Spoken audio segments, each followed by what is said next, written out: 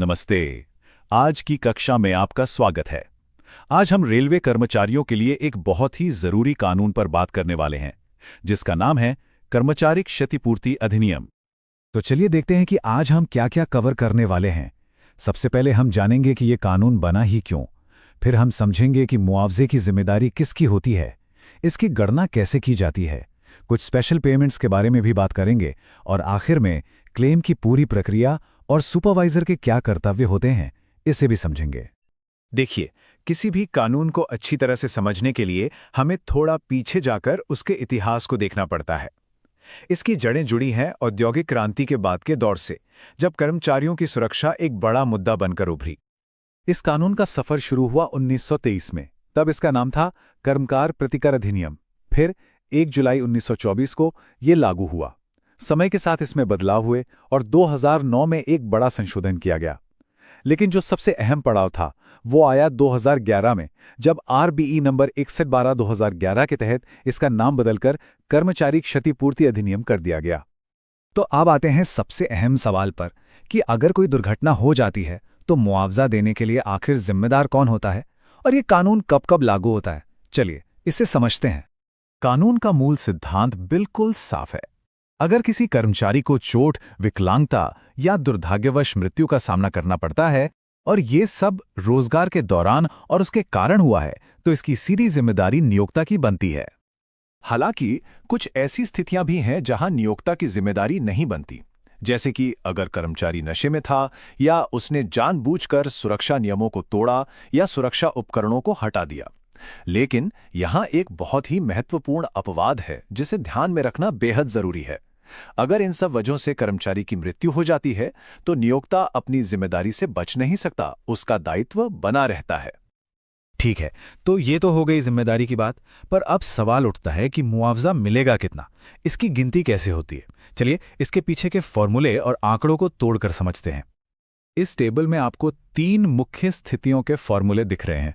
मृत्यु होने पर मासिक वेतन का 50% लेकर उसे आयु कारक से गुणा किया जाता है। स्थायी पूर्ण अक्षमता में यही 60% हो जाता है और स्थायी आंशिक अक्षमता में अक्षमता के प्रतिशत के हिसाब से गणना की जाती है।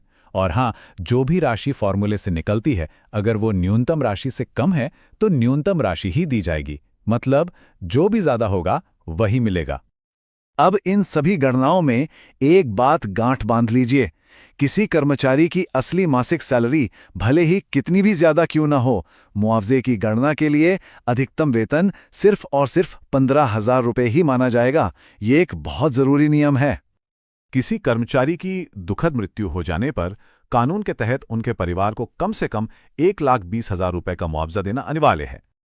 और अगर चोट लगने से कर्मचारी को स्थायी रूप से पूर्ण अक्षमता हो जाती है तो ये न्यूनतम मुआवजे की राशि 1,40,000 रुपये तय की गई है।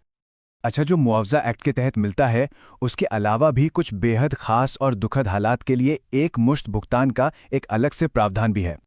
इस विशेष भुगतान की पूरी जानकारी रेलवे बोर्ड के पत्र आरबीई नंबर 139/2016 में दी गई है और ये नियम 1 जनवरी 2016 से लागू हैं।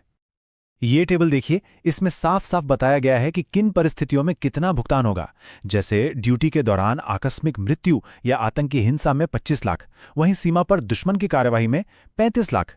इन भुगतानों को महाप्रबंधक द्वारा मंजूरी दी जाती है और याद रखिए, ये राशि क्षतिपूर्ति अधिनियम के मुआवजे के अलावा है।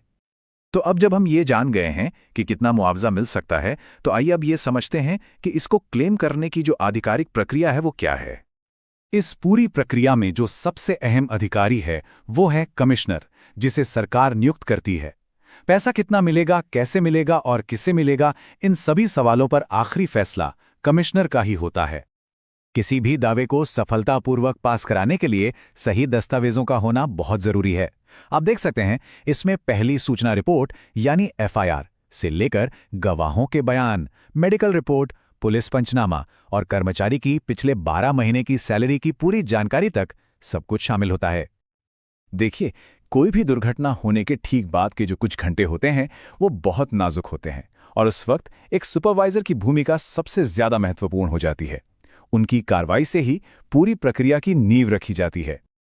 तो एक सुपरवाइजर को क्या क्या करना चाहिए? सबसे पहला काम फौरन प्राथमिक उपचार की व्यवस्था करना। दूसरा, 48 घंटे के अंदर सभी संबंधित अधिकारियों को सूचित करना। तीसरा, अगर मुमकिन हो तो कम से कम 2 गवाहों के बयान लेना। इसके बाद एक विस्तृत रिपोर्ट तैयार करना, मेडिकल और पुलिस रिपोर्ट हासिल करना और आखिर में कर्मचारी के पिछले 12 महीने का पूरा रिकॉर्ड इकट्ठा करना।